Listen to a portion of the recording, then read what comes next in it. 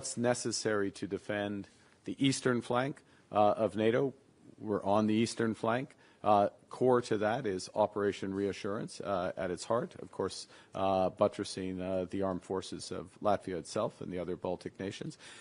What's required to increase understanding, what's required to defend the western flank, the northwestern flank, so the flank that comes down through the Arctic, something that NATO didn't historically focus on, is beginning to recognize with developments in warfare is necessary. So our cooperation, the role of the Americans with that becomes increasingly important. The role of the Nordic Baltic 8, of which Latvia is a member, increasingly important for that. So I'm giving you two examples of a broader approach within NATO that is deploying resources to a variety of theater, if I can put it that way, military theater, and the U.S. adjustment in terms of their footprint directly in Europe also helps, reduces in certain areas, protects in others. We need to fill in to those direct flanks, and I just referenced both on reassurance and final point, if I may. Some of you, I was on a ship today. Actually, I didn't go anywhere. It was a sub that was stationary, but at least I made it on a ship. And part of the reason was on a ship is that part of what's required is defense in the Arctic, and that needs new capabilities. So, if I can answer your question that way, it's a reshaping of how we defend ourselves. Jā, atbildot uz jūsu jautājumu, man jāsaka, jūs redzat arī pēc visām atbildēm, ko Carney kungs saka, šī ir tāda, manuprāt, ļoti labā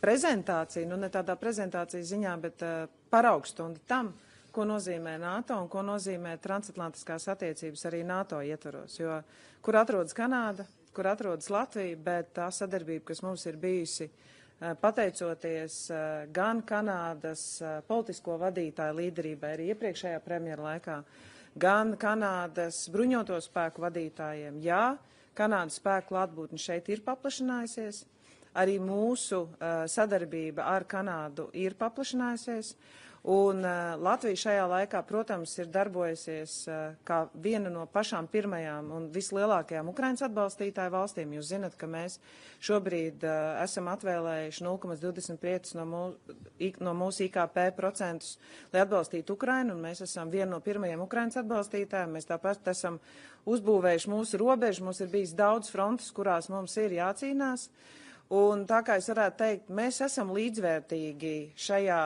cīņā ne tikai hokeja laukumā spēlēt viens ar otru, bet es teiktu arī NATO ietvaros mēs viens otru spēcinam un mēs viens no otra mācamies. Un, protams, Latvijai ir vēl mājas darbi, Sēlijas poligons, kurš pēc iespējas ātrāk ir jāpadara par labu treniņu vietu, lai arī Kanādas spēki varētu tur pēc iespējas vairāk trenēties. Mēs esam atvēruši dronu treniņu laukumu, kas, es domāju, arī ļoti palīdzētu un jau palīdz Kanādas bruņotiem spēkiem, bet noteikti Sēlijas poligons ir tas, kur mums vēl ātrāk vajadzētu virzīties uz priekšu, lai mēs varētu lielāku daļu arī no Kanādas spēkiem vēl uzņemt šeit. Tā kā šī sadarbība ir ļoti daudz, ko ieviesus arī praktiskajā ziņā abām NATO valstīm, bet kopumā arī NATO ietvaros, es domāju, mēs esam parādījuši, ka tādu līderību un tādu sadarbību nedaudz valsts spēja nodrošināt, un es par to lepojos. Bonjour, Monsieur le Premier Ministre, Prime Minister Silina. I'd like to start with the first question with you. Canada's renewed commitment in Latvia, what changes do you see on the ground right now that makes it important to happen right now? Et Monsieur Carney, des questions économiques. À propos des améliorations au port de Montréal, est-ce que vous vous engagez à le faire avec des évaluations environnementales ou allez-vous utiliser la nouvelle loi sur les projets nationaux qui vous permet d'en faire fi? Et en rencontrant le PDG de TKMS aujourd'hui, il a dit qu'il était prêt à construire un chantier naval au Canada. Est-ce que c'est réaliste? Merci. Jā, paldies par jautājumu. Pirmkārt, es jau, manuprāt, jau iepriekšējā jautājumā sniedz zinām atbildi tas, ka mēs spējam sadarboties, un šobrīd Kanāda kopā ar Latviju kopvada šeit jau brigādes lieluma NATO vienību. Mainās tātad šīs valsts 14, 13, jo mainās mūsu NATO dalībvalstu skaits, viņi rotē, bet tas ir liels sasniegums. Nevēlt arī NATO ģenerālsekretārs apmeklējot mūsu ādažu bāzi, pārliecinājis par to, ko vispār praktiski dzīvē patiešām var izdarīt šādas divas valstis, iesaistot visus NATO sabiedrotos un kā tas izskatās praktiski. Tas nozīmē, ka mēs esam gan 5G, tādas jau digitālās attīstības jomā ļoti pastiprinājuši visu NATO kapacitāti, gan kiberdrošības jomā mēs spējam arī kopā mācīties un trenēties. Mēs kopā šobrīd arī apmācam Ukrainas karavīrus šeit Latvijā. Mēs kopā radam jaunus, līmeņus, kādā veidā mēs vispār NATO ietvaros strādājam, un mēs kopā arī plānojam dažādas aktivitātes, ja iestātos pamieris vai miers Ukrainā. Un tie ir jautājumi, kas tiek risināti gan politiskajā līmenī, gan arī operatīvi mūsu bruņoto spēku līmenī. Un jāsaka, tā sadarbība patiešām ir ļoti novērtējama, un tādējādi mēs arī stiprinam visu kopējo NATO, jo tas, ka mēs arī kopīgi varam NATO mācību šeit organizēt, palīdz arī mums kā politiķiem un arī daudzām citām mūsu gan pašvaldībām, gan mūsu sabiedrībai vispār saprast, ko nozīmē situācija, kurā varētu iestāties kāda krīzes situācija šeit un kā mēs rīkotos. Un tas stiprina gan mūsu sabiedrotos, kas ir Latvijā, gan arī mūsu pašus. Bon. OK. Merci. Alors, en ce qui concerne vos questions, vos questions économiques, on commence avec la question sur le contre-cœur, le port de Montréal. Et il se peut que le contre-cœur puisse être un des premiers projets de l'intérêt national. C'est une possibilité. Ce n'est pas nécessairement le premier projet. Okay, premier point. Deuxième point. En ce qui concerne une épreuve environnementale, absolument, il faut le faire. Il faut le faire. Et c'est une des questions. On a l'occasion, avec le projet de loi, le C5, d'avoir une épreuve environnementale à l'échelle du Québec, dans ce cas. Au lieu d'une à l'échelle fédérale, au fédéral et puis au Québec. Alors, ça, c'est une des efficacités qui existent maintenant. On verra, on peut décider. J'ai eu une discussion avec le Premier ministre Legault en ce qui concerne l'avantage d'avoir un accord, un projet, une revue, comme le gouvernement du Canada a avec la Colombie-Britannique. Okay, ça c'est la première partie.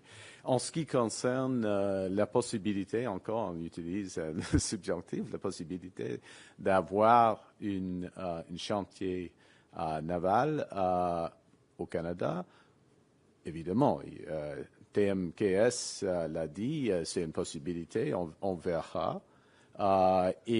Mais les bénéfices industriels qui seront liés aux navires, ou dans ce cas les sous-marins, ils seront importants pour la décision du gouvernement du Canada, pour l'option de la Corée et puis de l'option de l'Allemagne et Norvège. Okay? On the Montreal,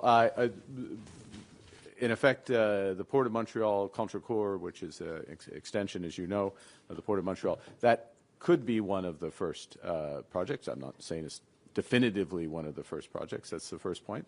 The second point is with respect to environmental assessment. There has to be an environmental assessment, to be clear, under C5. What C5 creates, and it can be supplemented by an accord between Quebec and the federal government, in the same manner that we have with British Columbia and the federal government, and we're working on with other provinces, where we can delegate that responsibility, in this case, to Quebec. And that's one of the ways that we can move much more quickly, no duplication. We use the resources either at one level or the other. That's the bit you wanted? Yeah. Yeah. Okay. Paldies, ir pienācis laiks pēdējam mediju jautājumam. Otrajā rindā. Bill Curry from the Globe and Mail. Just to clear up, this morning it seemed like you were saying that those two projects, Churchill and Coulter-Curl, would be on the list of approved. So I don't know if you could clear that up. C'était en français ce matin. Hein? C'est une question de traduction de quelqu'un. C'est pas évident. Okay? Also, c'est possibilité. J'ai dit c'est une possibilité, une des premières. Also asking for, hoping to get some clarity on your government's position on trade with the United States. Sure. Following your Friday announcement. So this morning you talked about how you're seeking areas of cooperation in 5 areas. You listed critical minerals, autos, steel, aluminum, copper. What does that cooperation look like, and how is that different from what your government was trying to achieve ahead of that August 1st deadline? So just to be the way I'd frame it, Mr. Curry, is this way, which is that again, what I was saying in c'était en français ce matin également, right? It was in French. So what I said was 85% of our trade is free trade. At present, we have the best deal, etc. You know that point. There are 5 areas where that is not the case, and that those are in strategic sectors for the Americans: aluminum, steel, autos, copper. They happen to have a specific on copper, and then, of course, lumber, softwood lumber, which has been an issue. So those are the areas where immediately we are focused on improving the outcomes, if we can. And in order to do that, and this is what I said on Friday, in order to do that, we will have to look at other areas where we can have win-win cooperation, other areas. Now, so it's not, it's an isolation of the set of issues around there, around those strategic sectors for the American. And all of this in the context, as you know, of an upcoming review on CUSMA that will start next year, but in effect we're beginning to prepare for it now, and I would expect the Americans to be doing the same. So it's within that context we have both a broader partnership if we can negotiate that and find win-win opportunities that trade off against the two, which is what we're working hard at. And I'll finish by observing that Minister LeBlanc and my Chief of Staff are, as we speak, in Washington with colleagues having those discussions with their American counterparts. Ņemot vērā pieprasījumu, tomēr vēl viens jautājums, bet tas patiešām ir pēdējais. Thank you very much. David Aiken, Global News. And Prime Minister Silina, thank you so much for your hospitality. My questions are for Prime Minister Carney. I thank you for I just wanted a couple of things. Just to get your first quick impressions about your tour of the submarine manufacturing facility, what you made of it, CEO saying, hey, maybe we could build these boats in Canada. So quick thoughts on that. And then on the ports, thank you for clarifying your remarks from this morning about the Port of Montreal might be first out of the gate, but Port of Churchill, maybe people are quite excited about the possibility of LNG coming out of Churchill. That, as you said, needs pretty much a brand new port. Is that a C5 project? And what is it about these ports that get them to the top of the list? Easy to do, you'll get the approvals. A couple of things on that would be great. So let me say a couple of things, and let me preface my. I'm going to answer your question best I can, but I want to preface it from with the following important point, which is we are running a process. We're running a transparent, open, fair process. We had 2 bids: the German-Norwegian bid that we visited today, and also a Korean bid from Hanwha that made the bar in terms of the capabilities and clear. And so we've accelerated the process because of that. That's the first point. And I'm looking forward to visiting with colleagues the Hanwha facility. And just to be clear, I mean, the experts will be making these decisions in case anyone's worried that I think I've developed a deep understanding of submarine warfare from playing Battleship when I was 12 years old. But what is striking about this situation, what we saw today, first off, the level of complexity of these the submarines is considerable. It's more complex. The minister and I were discussing with the officials, more complex than the most complex aircraft in terms of the submarineomics, if I can put it that way. Secondly, the ability to operate under the Arctic ice for weeks on end. In fact, the binding constraint is food as opposed to fuel, air, water, any other factor. And this goes to today's topic, the importance of interoperability with other fleets.